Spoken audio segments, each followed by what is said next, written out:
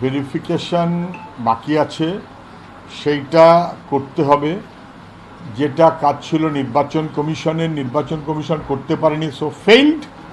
বিজেপির কথায় চলতে গিয়ে নির্বাচন কমিশন ফেল করেছে।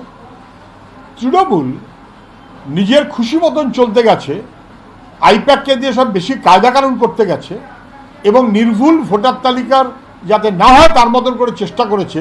তার ফলটা কি দাঁড়ালো? তার ফলটা দাঁড়ালো সুপ্রিম কোর্ট টেনে থাপ্পড় মেরে বলল ট্রাস্ট ডেফিসিট বিটুইন নির্বাচন কমিশন এবং স্টেট গভর্নমেন্ট, এবং সেই কারণে বিচারকদের দায়িত্ব দিল। একটা লজ্জার সীমা থাকা উচিত এক্সিকিউটিভদের। রাজ্যের সরকারের মাথা তো হেট হয়ে যাওয়া উচিত। বিচারকদের দায়িত্ব দিল, বিচারকদের তত্ত্বাবধানে এক্সিকিউটিভকে চলতে হবে। আমাদের গণতন্ত্রের বা সংবিধানের ভিত্তির সঙ্গে এটা সম্পর্কিত হয় না। কিন্তু সেইখানে এখন শেষমেশ দাঁড়িয়ে গেল ভিন রাজ্যের বিচারক। তারা এসে ঠিক করে দেবেন কোন ভোটার যোগ্য আর কোন ভোটার যোগ্য না। 80 লক্ষ নাম কি হবে? প্রথম লিস্ট বেরোবে, তারপর দ্বিতীয় লিস্ট কবে বেরোবে? ভোটের আগে না পরে? ক দফায় বেরোবে? 1 দফায় না 4 দফায়?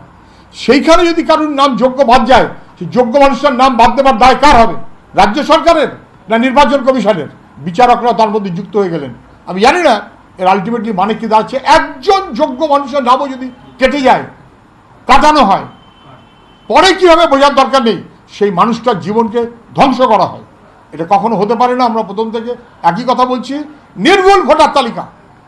নির্বাচন কমিশন এবং রাজ্য সরকার তাদের অসভ্যতা এবং অপদার্থতার কারণে আজকে গোটা জিনিসটা নির্বাচন ভোটার তৈরির প্রক্রিয়াটাকে বিষ জলে ঘেটে ঘ করে দিয়েছে এই দুপক্ষ মিলিয়ে।